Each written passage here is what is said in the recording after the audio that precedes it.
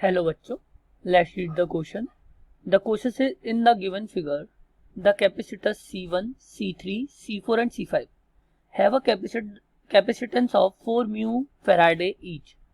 If the capacitor C2 has a capacitance 10 mu Faraday, then effective capacitance between A and P is. Okay.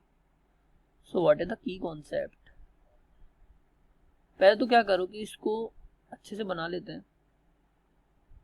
देखो ये ए point, ये small ए point और C point connected है और small ए point और B point connected है ना.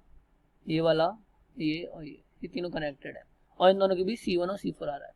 सो मैंने यहाँ से लिया ए पॉइंट और इस पॉइंट को माना स्मॉल ए.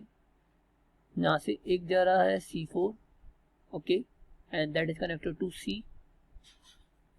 और एक नीचे की साइड ले लेते हैं C1, that is connected to B. And we know that कि B और C के बीच C2 आ रहा है, इसको भी ले लेते हैं. C2 आ रहा है and B and D connected है और C और D कनेक्टेड है. सो ये हो गया D पॉइंट और ये जा रहा है यहाँ कैपिटल B और एक यहाँ पर है और एक इधर है ना.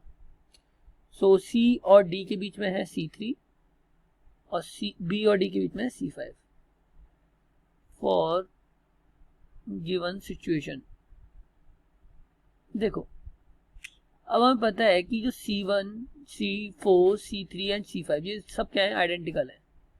C1 इज इक्वल टू क्या है, C4 इज इक्वल है C3 इज इक्वल है C5, that is equal to 4 mu Faraday. अब ये सब इक्वल हैं तो इससे पता चला कि स्मॉल b एंड c का जो पोटेंशियल होगा वो सेम होगा, पोटेंशियल इक्वल होगा. अब पोटेंशियल इक्वल है C2 पे जो होगा वो करंट पास नहीं होगा, सो C2 को कैंसिल आउट कर देंगे. वो जैसे हम व्हीटस्टोन ब्रिज में पढ़ते हैं, तो C2 का कोई भी वैल्यू नहीं होगी.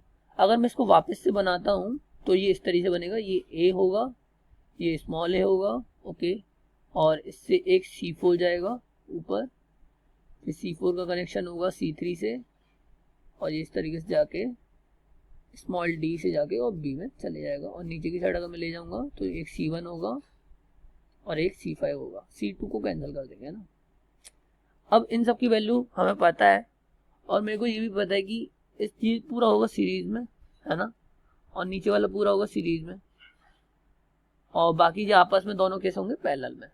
सो अगर मैं सीरीज की बात करूं तो C4 एंड C5 सीरीज में है ना, and C4 and C3 series में है और C1 एंड C5 सीरीज में है ना, C3 एंड C5 सीरीज में.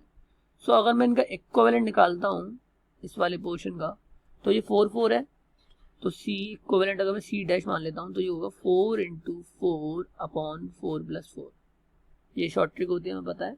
सो 8/4 होगा तो इसका आएगा 2, ओके. इसी तरीके से नीचे वाले का निकालूंगा तो वो भी C डैश ही होगा, सेम है, तो ये होगा 2 म्यू फैराडे.